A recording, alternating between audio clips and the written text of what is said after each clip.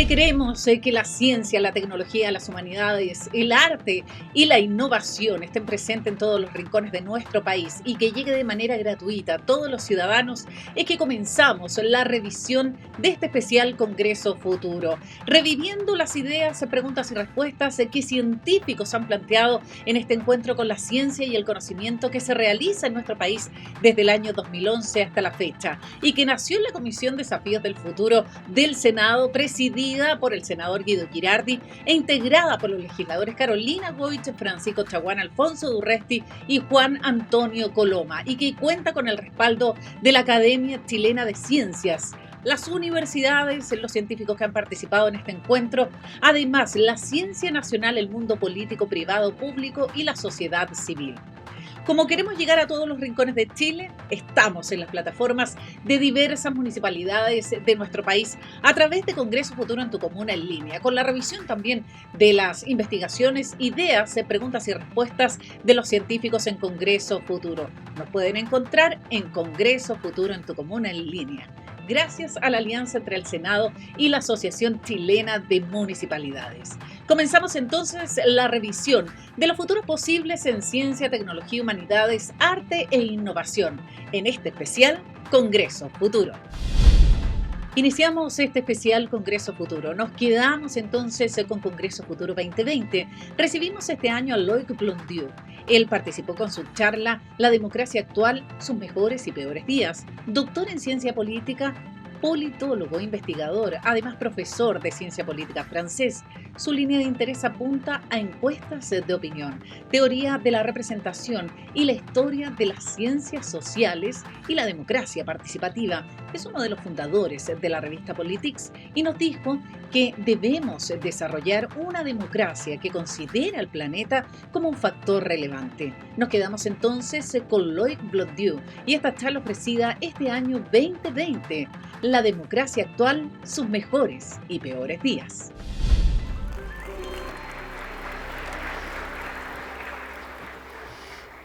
Hola, first I want to apologize. I've no visual, I've no PowerPoint, Primero me quisiera disculpar porque voy a hablar en francés. Así que no tengo PowerPoint tampoco, soy profesor de ciencia política y se me perdieron mis notas, se me perdieron. Entonces, ¿qué voy a hacer? Le pregunté a mi asistente que me traiga mis notas, vengo al tiro.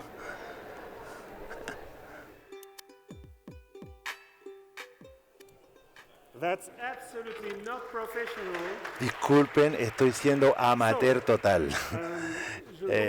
Bueno, yo soy Loic Blondiau, estoy realmente feliz de estar acá en Chile porque yo sé que en este momento están conociendo un movimiento social muy comparable al que ocurrió en Francia el año pasado, que se llamaba el movimiento de los chalecos amarillos, un movimiento potente, importante, que reivindica justicia social, pero también más democracia. Y nuevamente voy a hablar de democracia con ustedes hoy día. De democracia representativa, pero también democracia deliberativa y participativa. Mi intervención va a complementar seguramente la del profesor Fishkin. Conozco muy bien sus trabajos y es un honor estar después de él. Y les voy a presentar en la segunda parte de mi presentación una experiencia que estamos llevando en Francia en este momento de una asamblea ciudadana sobre el clima y que está proponiendo medidas legislativas y el gobierno francés, el presidente Emmanuel Macron, está aceptando y está pensando someterla o a un referéndum o al Parlamento sin filtro. Desde esa experiencia les vamos a hablar en una segunda parte. Pero bueno, antes de partir con esta intervención, yo voy a retomar tomar una frase de un autor que es Charles Dickens, que me encanta, en Times of Two Cities, el tiempo de las dos ciudades, sobre la Revolución Francesa. Él dice, fue lo peor y fue también lo mejor de los tiempos. Era el mejor de los tiempos, era el peor de los tiempos. Con respecto a la democracia, hoy día estamos viviendo lo peor y lo mejor. Lo peor lo conocemos. Nuestras democracias son quizás, están muriéndose, quizás, están agonizando. Lo que llamamos democracia,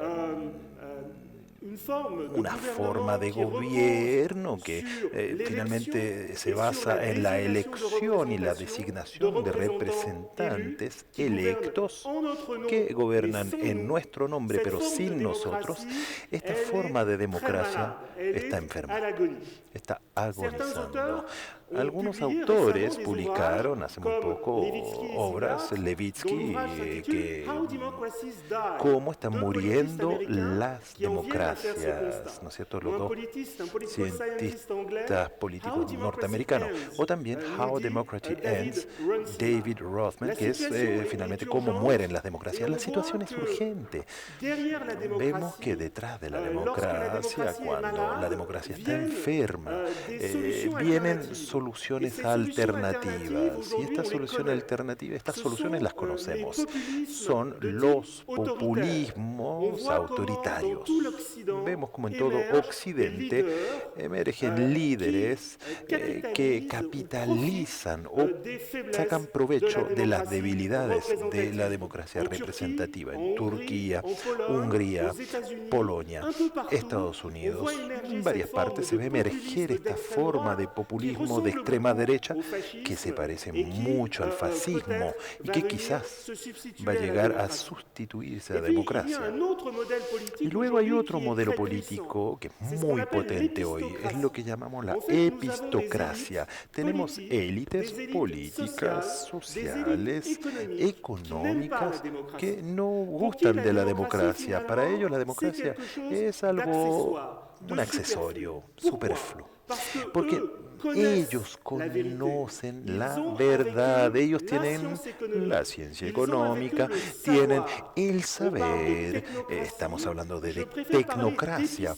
Yo prefiero hablar de epistocracia. Es una forma de gobierno que se apoya en una forma de competencia sabia y sapiente que aleja al conjunto de los ciudadanos. Tú no puedes decir nada porque tú no conoces la ciencia económica. Tú no puedes hablar porque tú no conoces las leyes de la economía. Entonces, entre esta epistocracia neoliberal y este autoritarismo que también es neoliberal, ¿a dónde está la alternancia? ¿A dónde está el lugar que se le da al ciudadano? Esa es la pregunta que yo quiero plantear aquí. ¿Cuál es el lugar que se le puede entregar al ciudadano hoy en nuestras democracias representativas? El modelo que está enfermo, el modelo enfermo es un modelo particular de democracia, porque la democracia es un ideal que tiene varias definiciones. Es un ideal extremadamente complejo. Para mí hay tres dimensiones principales al ideal democrático. Primera dimensión, la más conocida, es la idea de soberanía del pueblo. Todos los ciudadanos tienen la misma posibilidad de tener una influencia sobre el poder. Autogobierno, ese es el principio. Todos, teóricamente, somos iguales frente al poder. Y todos somos, al fin y al cabo, capaces, en teoría, de ejercer ese poder. La segunda dimensión son las libertades públicas, los derechos del hombre y los derechos políticos, que son la condición del autogobierno. Y vemos perfectamente cómo estas dos definiciones, ustedes escucharon a Januka al principio de la semana, en este Congreso del Futuro, Yashamuk mostró muy bien esta tensión entre un poder que se reclama del pueblo y derechos que este poder finalmente decide de poner en causa. Las democracias liberales traducen esa tensión entre ambas dimensiones de la democracia. Pero la democracia es una tercera cosa, una tercera dimensión y quizás la más importante. La democracia son formas de vida, son ciudadanos que actúan, que debaten, que se reconocen como capaces de tomar la palabra en el debate público, en el espacio público. Hay democracia donde hay ciudadanos que se organizan, que discuten. La democracia es un estado social. Podemos tener instituciones democráticas, elecciones y ciudadanos pasivos, ciudadanos que son consumidores, que no se piensan capaces o que no juzgan útil interesarse en la vida política. Tocqueville, el filósofo francés, a mediados del siglo XVIII, dijo: cuando los ciudadanos se desinteresan de los asuntos públicos, cuando ya solo les interesan sus propios intereses, cuando se repliegan en su esfera privada, entonces es el despotismo el que se impone y que finalmente les saca de la esfera del poder. Nuestra definición de la democracia, la que conocen en Chile o que conocemos nosotros en Francia, nació en un momento particular de nuestra historia. A fines del siglo XVIII, Estados Unidos, Francia, en el momento de las revoluciones norteamericanas y francesas, las personas que hicieron esas revoluciones detestaban la democracia que los griegos habían armado. Ellos odiaban la democracia. La idea de que los ciudadanos podían ellos hacer la ley era una idea que para ellos los ciudadanos no eran capaces de hacer ley, eran peligrosos, podían amenazar el orden social, odiaban esa democracia. Inventaron el gobierno representativo. La única cosa que tienen que hacer ahí los ciudadanos es designar representantes que van a gobernar en su lugar y sin ellos. Lo impactante es que lo que llamamos democracia representativa en el fondo es un régimen construido en contra del pueblo y con un miedo hacia el pueblo. Pero hoy en día, en esta crisis aguda de las democracias representativas, la elección ya no produce la legitimidad que le permite al gobierno tomar decisiones que son aceptadas por todos. Con esta crisis aguda de la elección, con esta fragilidad de las instituciones de la democracia representativa, y podríamos hacer un inventario de todas las patologías de este sistema. Hoy día se plantea nuevamente la pregunta sobre el lugar del ciudadano, el retorno del ciudadano a la escena política. La mayor parte de los movimientos contemporáneos, los movimientos sociales, chaleco amarillo muy claro en Francia, ¿qué pidieron? Pidieron una medida, es el referéndum de iniciativa ciudadana, un instrumento que le permite al ciudadano organizar referéndum, revocar gobiernos, transformar las constituciones o abrogar leyes. Pidieron democracia directa. Esa era la principal reivindicación.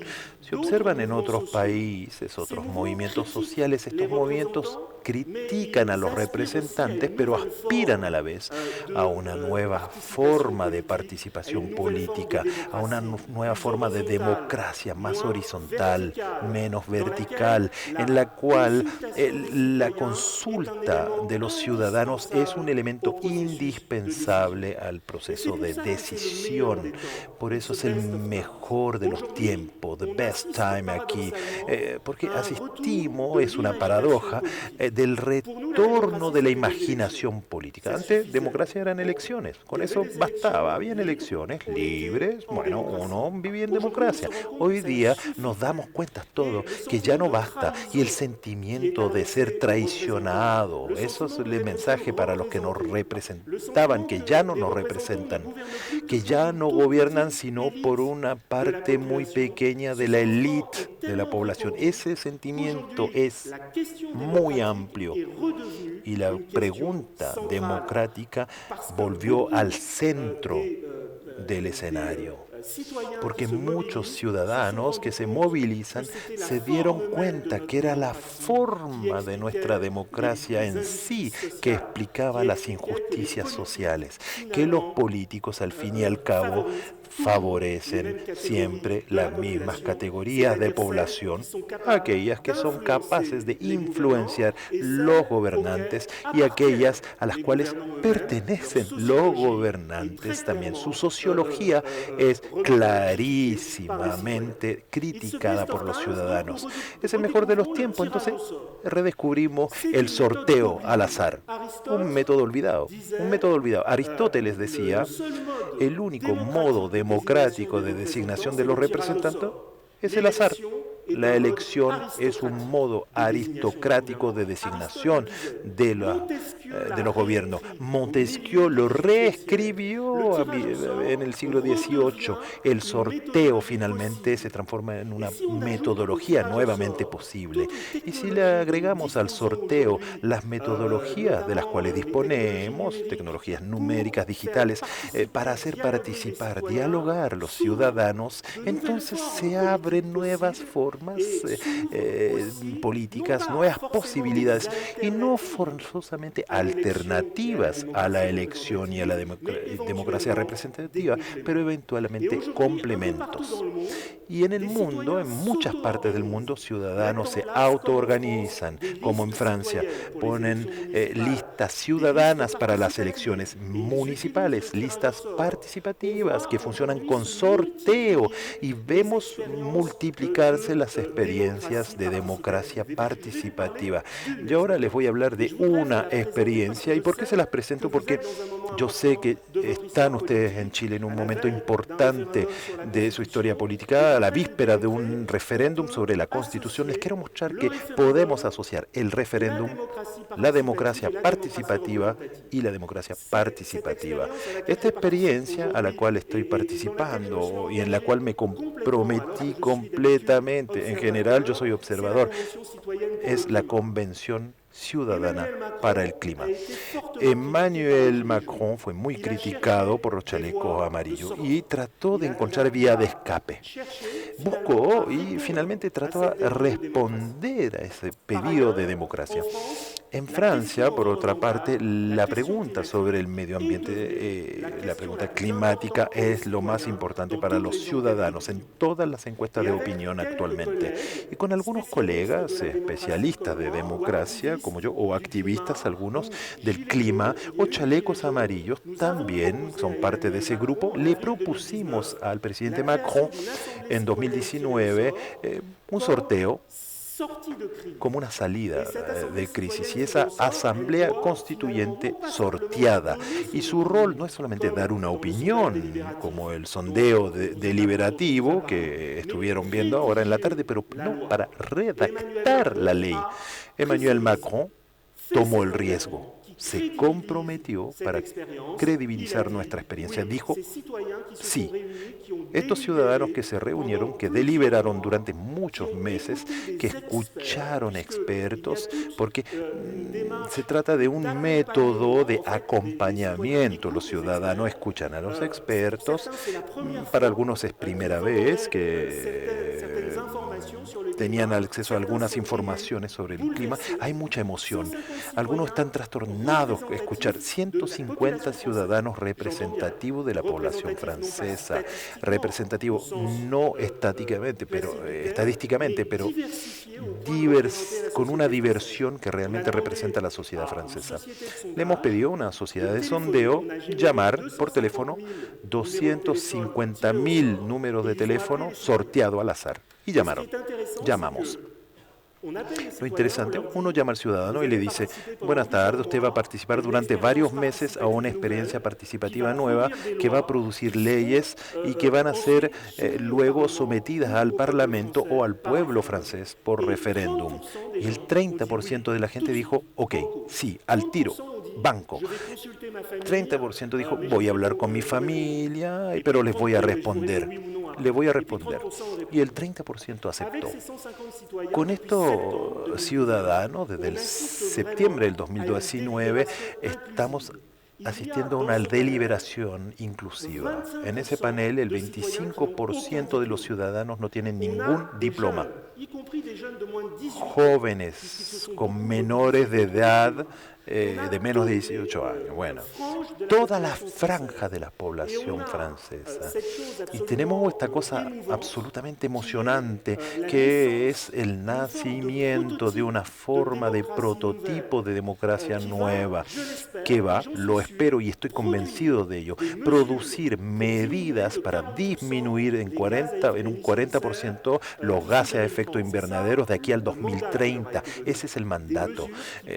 Medidas que permitan disminuir en un 40% las emisiones de gas a efecto invernadero de aquí a 2030. Van a tener que inventar esas medidas, proponer medidas que los hombres políticos, porque están sometidos a los lobbying y a los grupos de interés, porque temen la próxima elección, no van a atreverse a hacerlo.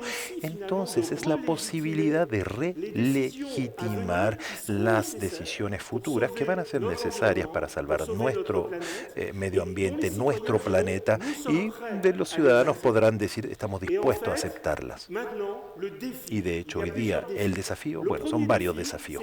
El primer desafío es la legitimidad interna. Al principio los ciudadanos no creían mucho, muchos no creían en Emmanuel Macron. Emmanuel Macron tiene una impopularidad, bueno, no bastante importante. Y se dieron cuenta que la organización del dispositivo son gente como yo, expertos, que no tienen nada que ver con el gobierno. Yo incluso diría que soy más opuesto al gobierno actual, pero acepté participar al comité de gobernanza de esta asamblea. Por ende, hay una verdadera imparcialidad del dispositivo. Y luego los ciudadanos empezaron a jugar el juego.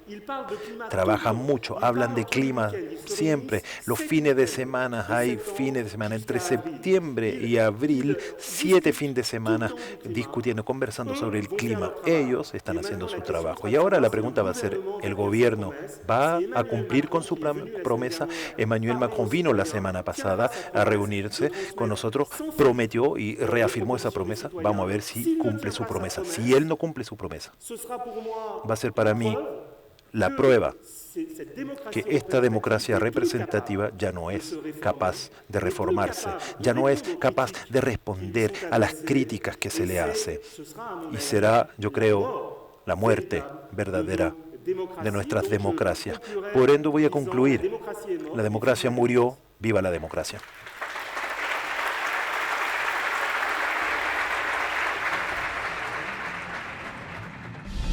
Era Loic Blondiau con esta charla ofrecida este año 2020, la democracia actual, sus mejores y peores días. Para Blondiau, actualmente existe una crisis generalizada a nivel mundial sobre la representación entre ciudadanía y gobierno. Vamos a recomendar un libro de este doctor en ciencias políticas, quien también es miembro de la Comisión de Debate Público de París. El nuevo espíritu de la democracia. Se llama el libro de Loic Blondiau, escrito en el año 2013. Junto a él, hacemos un breve alto en este especial Congreso Futuro, reviviendo los futuros posibles planteados por los cientos de científicos que han participado en este encuentro con la ciencia y el conocimiento. Volvemos, no se vayan.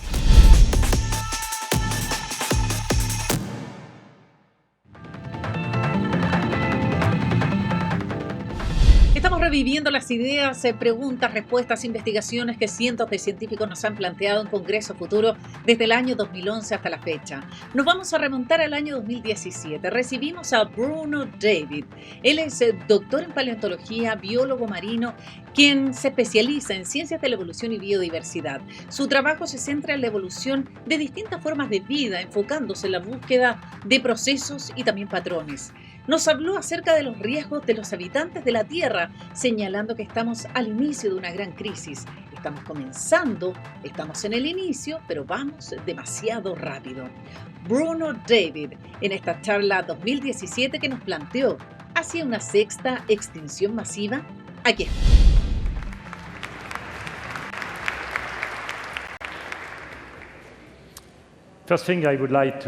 Bueno, en primer lugar, me gustaría agradecer al senador Guido Girardi del Senado de Chile y a Chile también de invitarme para estar en este evento.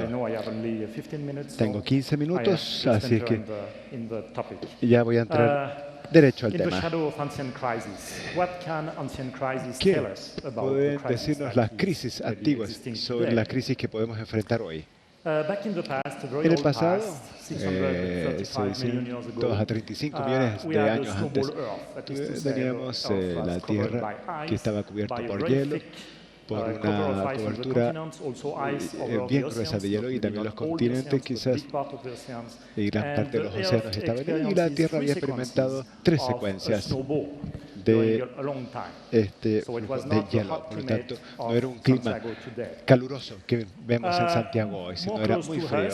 Ahora más cercano a nosotros, pero todavía 250 millones de años atrás, tenemos la mayor crisis que la Tierra experimentó, con el volcanismo, bajo contenido del oxígeno, también teníamos muy frío, y también estaba el continente en un solo bloque. El 90% de las especies habían desaparecido desde entonces, no es nada.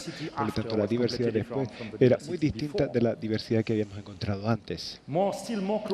Y más cercanos a nosotros, 55 millones de años atrás, experimentamos un calentamiento breve pero muy pronunciado, con extinciones a gran escala, especialmente los microorganismos marinos, la migración de algunas especies y una renovación de la biodiversidad.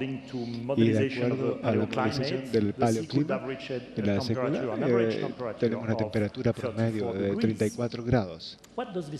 ¿Qué significa esto? Tenemos 3 ejemplos.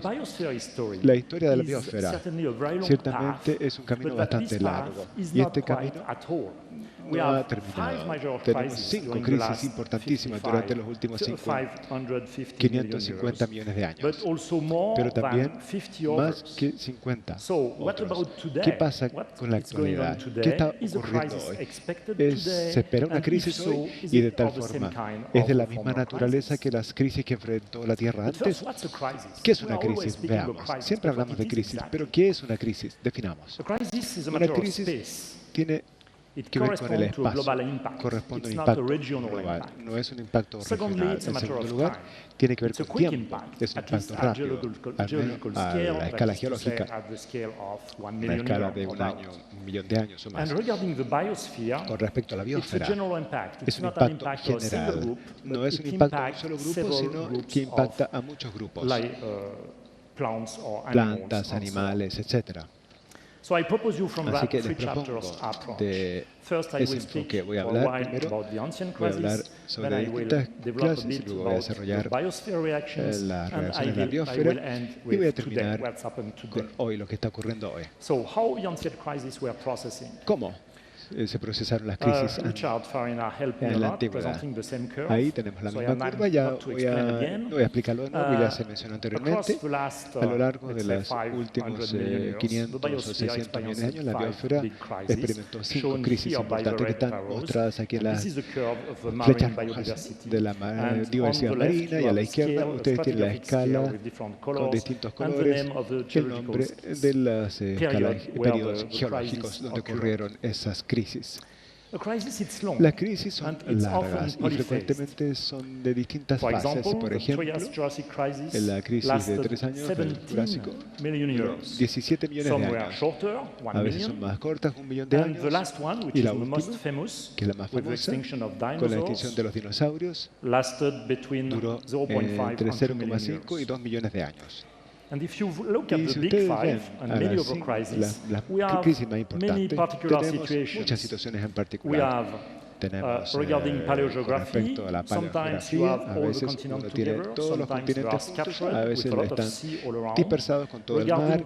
Con respecto al nivel del mar, tenemos a veces una regresión o transgresión. En la parte inferior el lecho marino es distinto y el clima está cambiando con una inversión rápida. Así es que tratamos de ver los factores en comunes. Todos hemos visto crisis, tenemos que ver los factores en común. Tenemos el fuego del cielo y de la tierra, tenemos el volcanismo y los meteoritos. Los meteoritos. ¿Cuáles son los factores inmediatos? Aquí ilustro en esta escala los 3 puntos rojos, que son 3 crisis importantes en las cuales ustedes pueden ver un impacto importante de un meteorito. En la parte inferior, en Suecia, un impacto pequeño, 52 kilómetros de ancho. No es tan pequeño, pero en Canadá tenemos un grande, 100 kilómetros, y el más grande en México, en Yucatán, con el impacto que se muestra acá, en este color redondo, que muestra estas líneas. El continente está en el sur y ustedes ven los meteoritos simplemente han golpeado la Tierra. Pero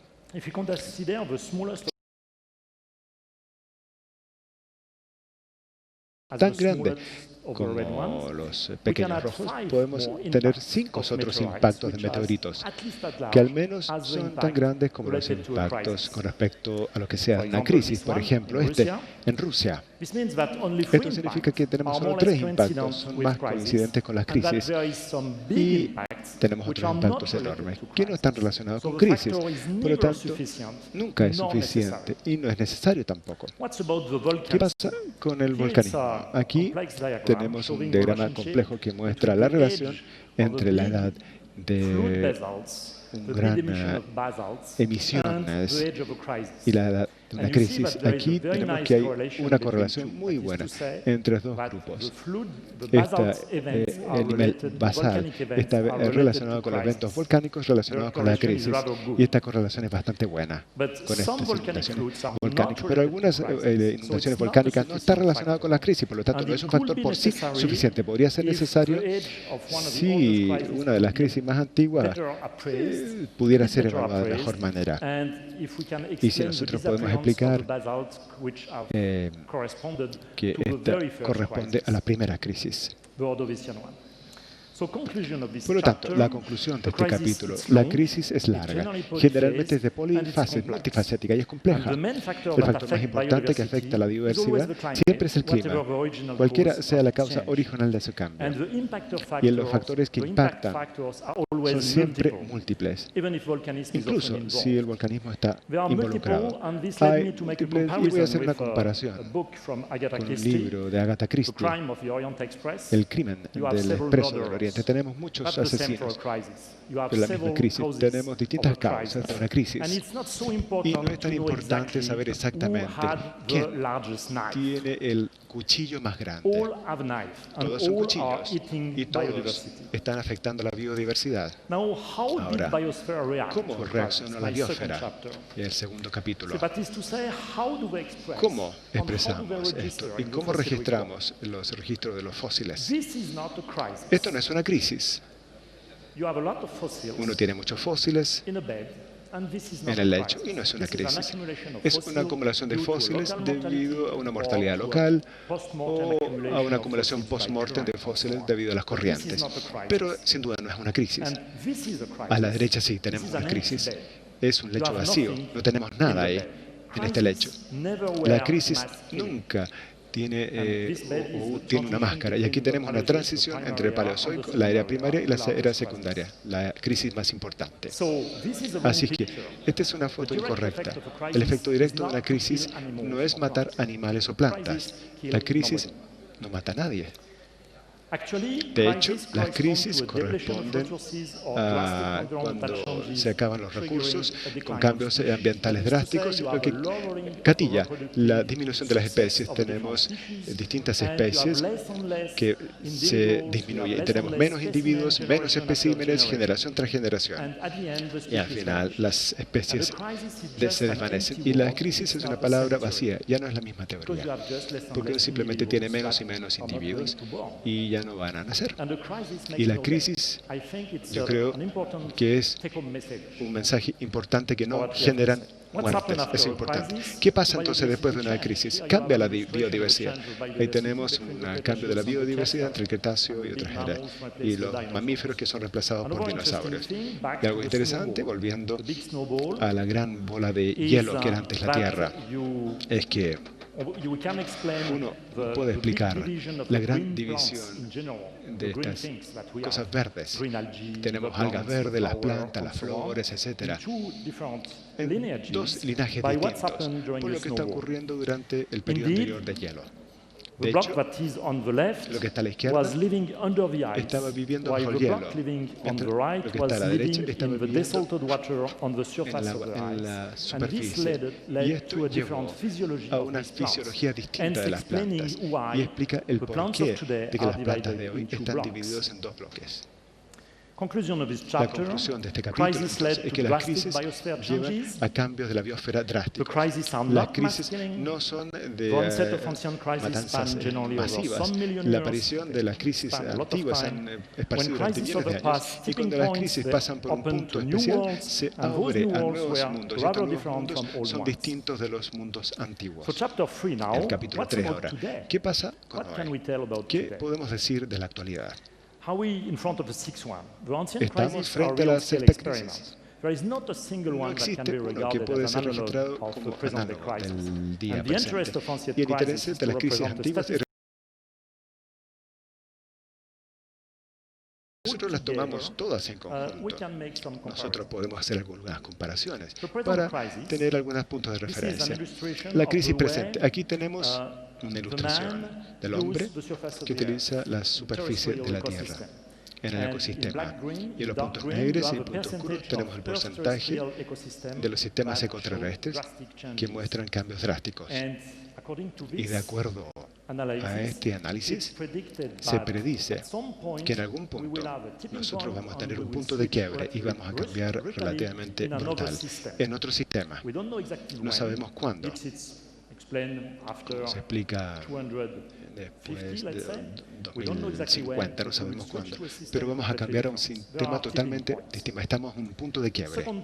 El segundo punto que voy a mencionar, otra comparación.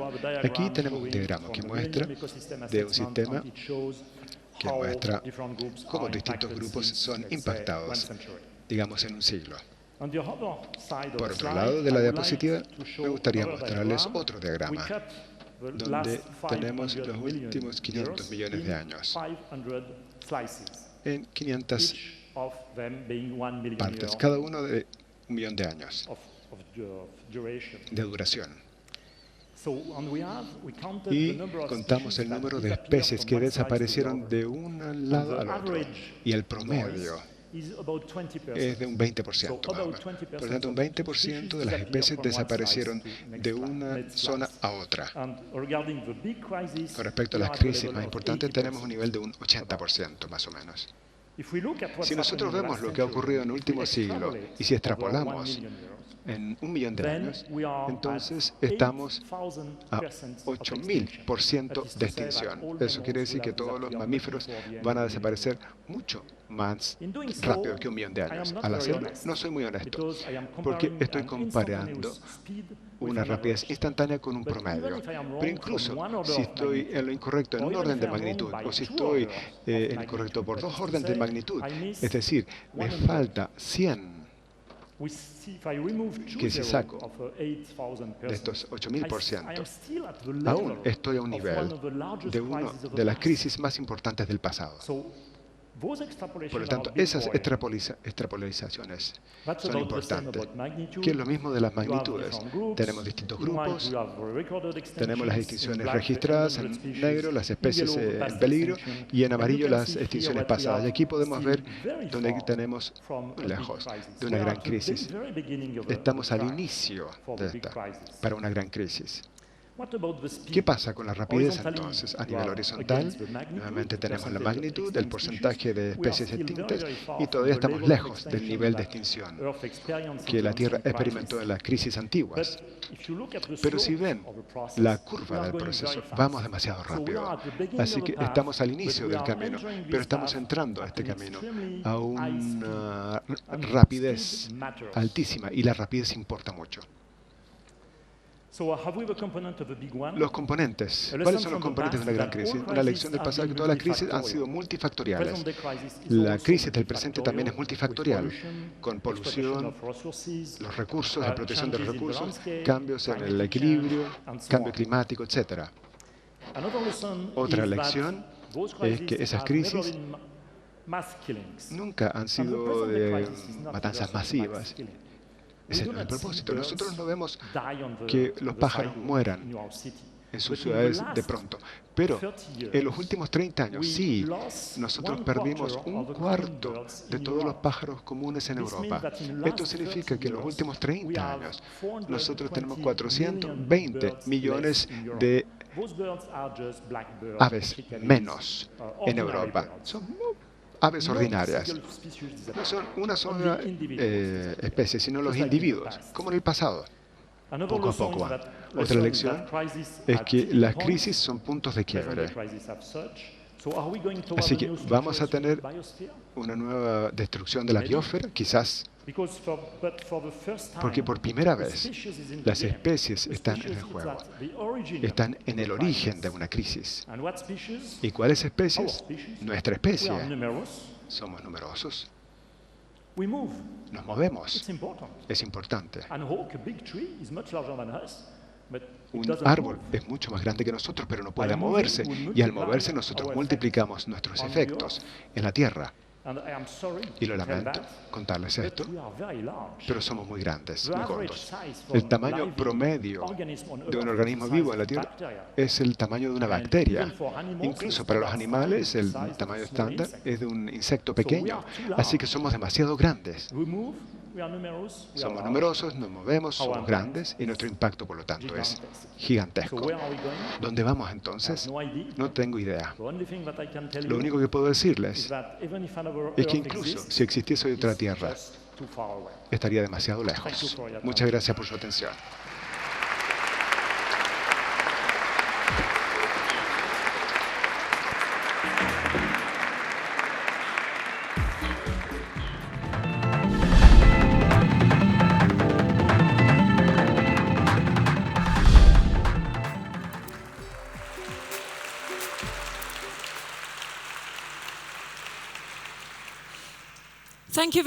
Muchas gracias y buenas tardes. Los oradores antes de mí han hablado de cómo Antártica está tan lejos, tan frío, tan hostil y difícil de trabajar. Pero una cosa muy clave de Antártica que me gustaría que ustedes entendieran es que la Antártica puede estar quizás muy lejos, pero nos afecta a todos nosotros aquí, nos afecta aquí en esta sala y afecta a todas las personas en el mundo. Entonces, lo que ha ocurrido mientras nosotros humanos hemos estado cambiando el clima, calentando el clima, eso ha afectado a Antártica y ahora Antártica está devolviéndolo hacia nosotros y está afectando el resto del mundo. Y lo que están haciendo los científicos es tratar de entender cómo la Antártica está cambiando, entonces para darnos una idea de lo que está ocurriendo con nuestro mundo. Ahora, yo les voy a dar una degustación de algunos proyectos en que están trabajando los científicos y tratar de entender cómo el cambio climático está progresando. Ahora, este diagrama aquí muestra las áreas rojas que están en el mapa, especialmente en la parte ártica en el norte y la Antártica en el sur. Y lo que nos muestra este mapa, las áreas en el mundo que se están calentando más, y las regiones polares son las regiones más sensibles al cambio. Por lo tanto, sabemos del pasado que cuando el clima de la Tierra ha cambiado, hemos visto los cambios primero en las regiones polares y nos dan un mensaje de lo que está por venir. Entonces ya podemos decir que las regiones polares están calentándose.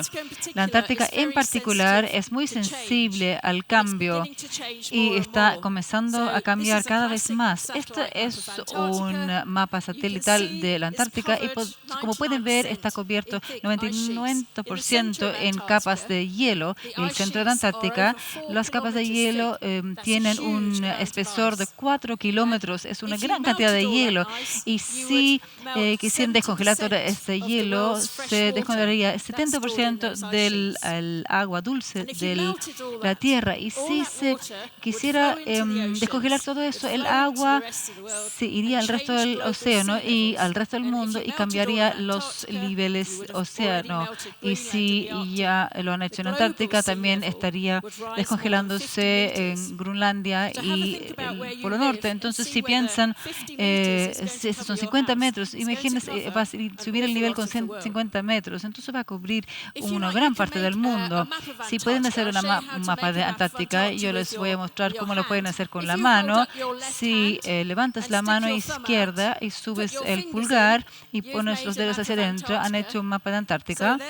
Aquí tenemos la península de Antártica hacia arriba, que va hacia América del Sur, y después la forma de Antártica con las montañas en el medio. Y yo voy a usar esto para referir a algunos de los lugares en Antártica en unos minutos. Ahora, alrededor del borde de Antártica hay muchas capas de hielo y estas son muy, muy importantes. Hay muchos científicos que se están preguntando si estos se descongelan.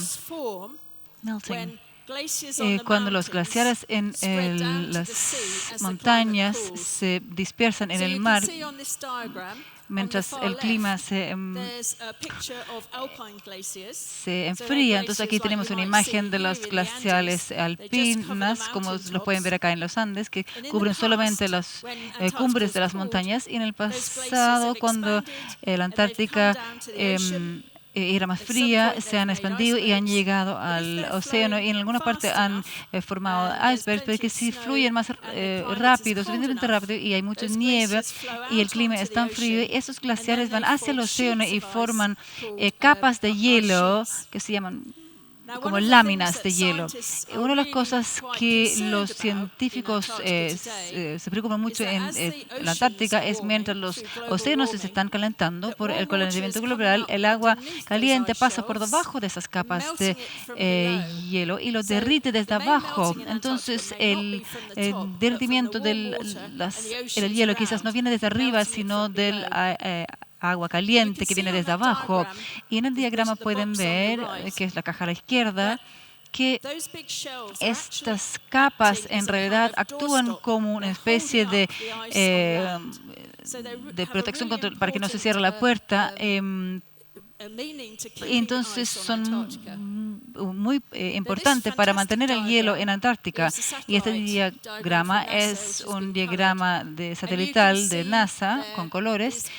Y pueden ver aquí estas imágenes tipo árboles. Esas son las corrientes o los glaciares que fluyen desde la tierra más alta en la Antártica, fluyendo hacia el océano. Pueden ver que la mayoría de estos fluyen hacia las áreas de color morada, que son las capas de hielo. Y en Antártica hay dos capas de hielo muy grandes. Cuando tomes el mano, hay uno en la base del pulgar y uno aquí abajo. Son dos capas de hielo muy grandes. Y como pueden ver, también hay capas de hielo mucho más pequeñas por la base del pulgar.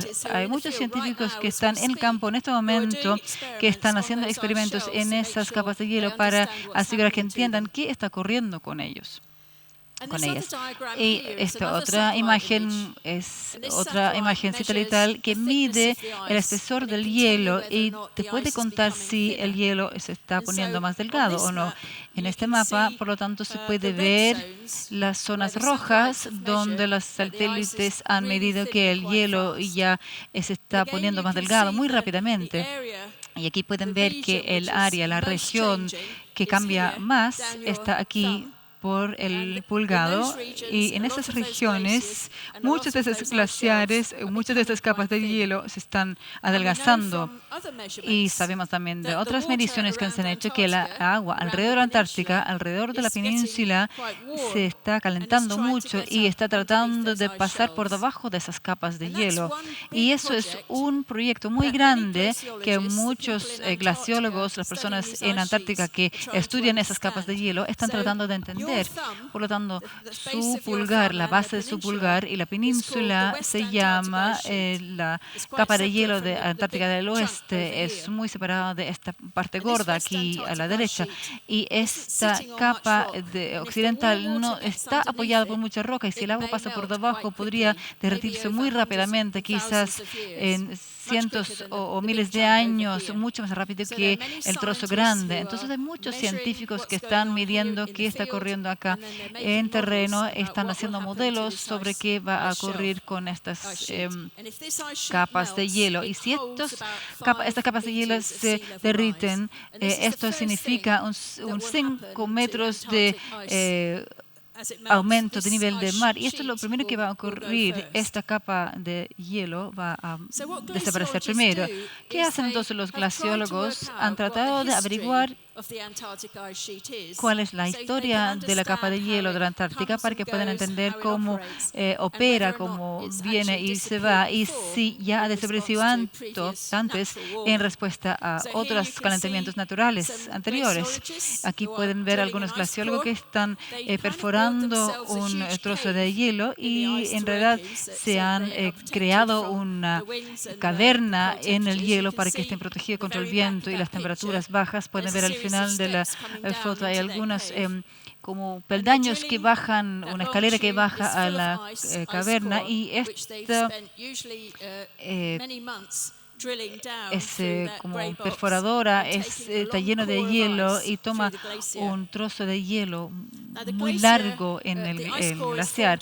Ahora, esto está formado de capas de hielo que representan cada año de acumulación de nieve. Por lo tanto, lo que hacen, lo cortan en trozos por cada año, y tienen así un trozo de hielo, un disco de hielo que se ve como así. Estos puntitos delgados son pequeñas burbujas de aire atrapadas en el hielo. Son maravillosas estas burbujas pequeñas porque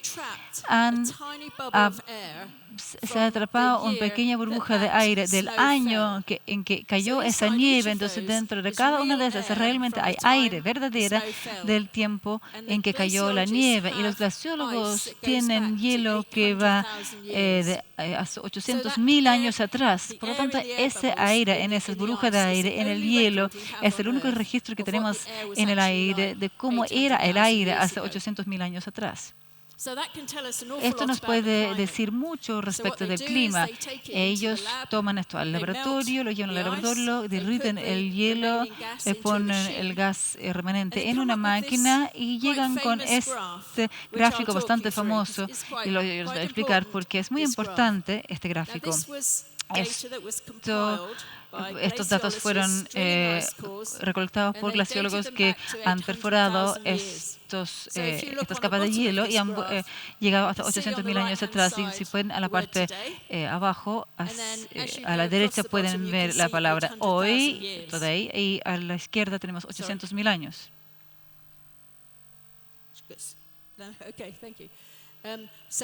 Por lo tanto, 800.000 años de edad tiene. Y cuando han medido el oxígeno y el dióxido de carbono en las burbujas, han encontrado que se puede ver un patrón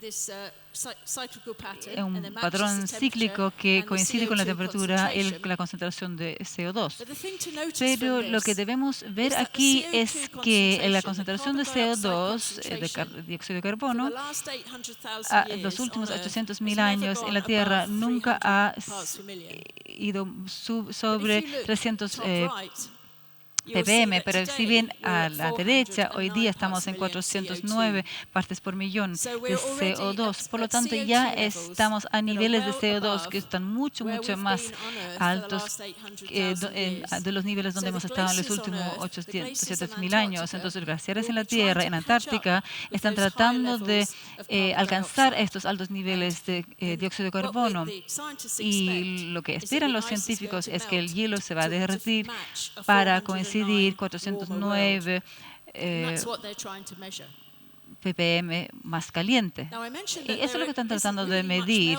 Ahora mencioné que no hay mucho derretimiento en la superficie de Antártica, especialmente en esta capa de de hielo por arriba de los dedos, porque es tan frío que refleja tanto luz solar que no se derrite.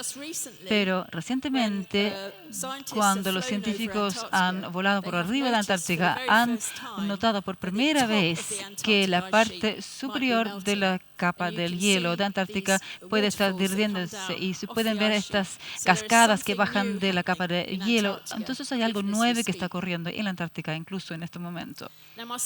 Ahora, Marcelo mencionó el océano global y porque el océano es muy crítico respecto de cómo sobreviven estas capas de hielo. Tenemos que estudiar el océano también. Pueden ver que Antártica es el centro de esta corriente conectada grande que fluye de la Antártica y toma agua fría que va desde este hielo que se está derritiendo y va hacia el fondo del mar y va hacia el hemisferio del norte, interactúa con aguas más calientes y forma esta circulación oceánica que porta el calor a través de la Tierra, donde estemos. Y los científicos están trabajando en barcos en el Océano del Sur, este océano que circula alrededor. La Antártica es el único océano en el mundo donde la circulación puede ir alrededor de un continente sin ser interrumpido por tierra. Es una corriente rápida, es una corriente muy profunda, extremadamente fría y mantiene la Antártica fría. Lo que es realmente importante es que tiene estas turbulencias adentro y baja el calor de la atmósfera y la mete en el océano. Científicos han averiguado que ha tomado tanto calor, ha absorbido tanto calor que cuando esto lo deja, se libera en la atmósfera, eso agregaría 36 grados nuevos en la atmósfera y también absorbe carbono. Entonces, el océano del sur es crítico para entender cómo el calentamiento global realmente es ayudado.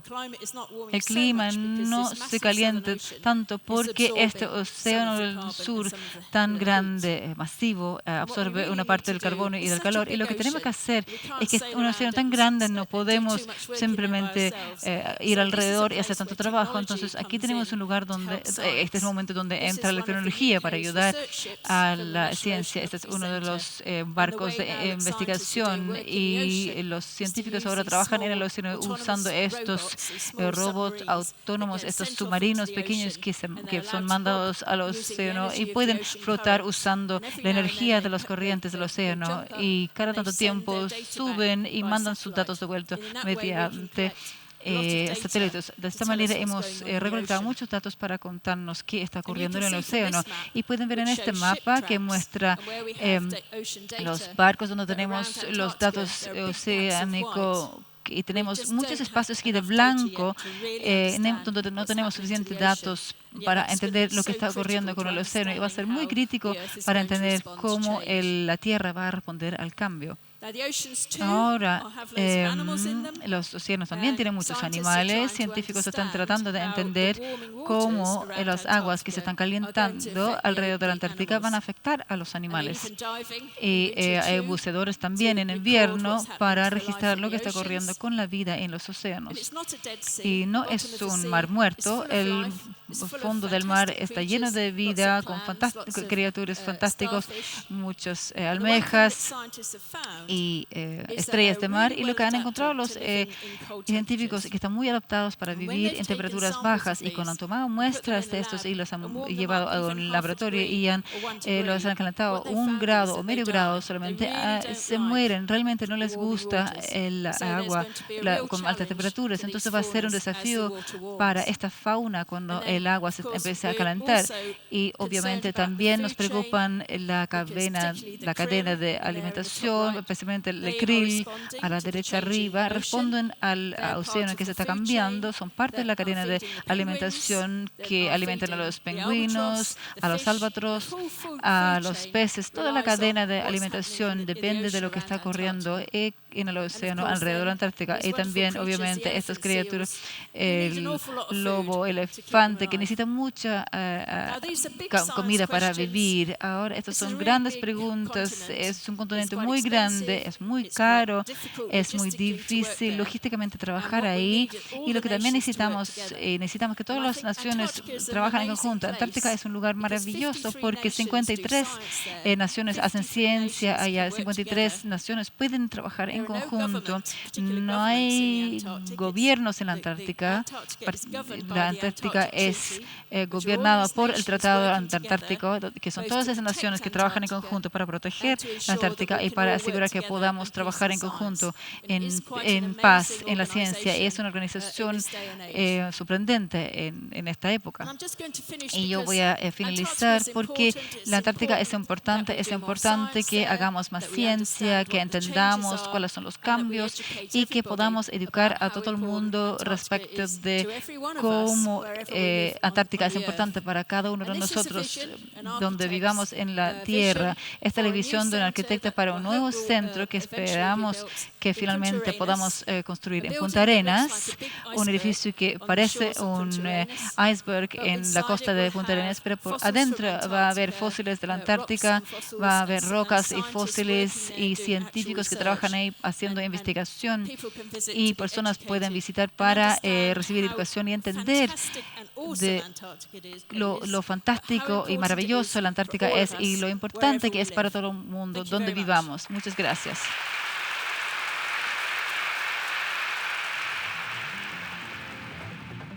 Todo lo que pasa en los polos se terminará afectando a quienes viven en el centro. Esa era la reflexión que nos hizo la doctora en geología Jane Francis con esta charla ofrecida en el año 2019 a regiones polares y la sensibilidad del cambio climático, que pertenecía al panel Antártica, corazón latente del mundo. Junto a ella despedimos este especial Congreso Futuro. Los dejo invitados a que se enteren de esta y otras exposiciones en www.congresofuturo.cl. Les recuerdo que también ya están disponibles de manera gratuita las exposiciones ofrecidas en Congreso Futuro 2020. Además, nos pueden seguir en las distintas redes sociales, Twitter, Instagram y Facebook. Estamos realizando diversas actividades que no se pueden perder. Este programa está siendo transmitido además en las plataformas de diversas municipalidades de nuestro país a través de Congreso Futuro en tu comuna en línea. Nos interesa que la ciencia, la tecnología, las humanidades, el arte y la innovación llegue de manera gratuita a todos los rincones de nuestro país y a todos los ciudadanos. Recuerden Congreso Futuro, el encuentro con la ciencia y el conocimiento que se realiza en nuestro país desde el año 2011 hasta la fecha y al que llegan cientos de científicos nacionales e internacionales a plantearnos los futuros posibles en distintas áreas: tecnología, medicina, envejecimiento, edadismo, gerociencia, cambio climático y mucho más. No se lo pueden perder. www.congresofuturo.cl si quieren saber más de Congreso Futuro. Soy Jessica Soto Huerta, gracias por habernos acompañado en este especial y los dejo invitados a que nos juntemos en una próxima edición para revivir los futuros posibles. Nos vemos.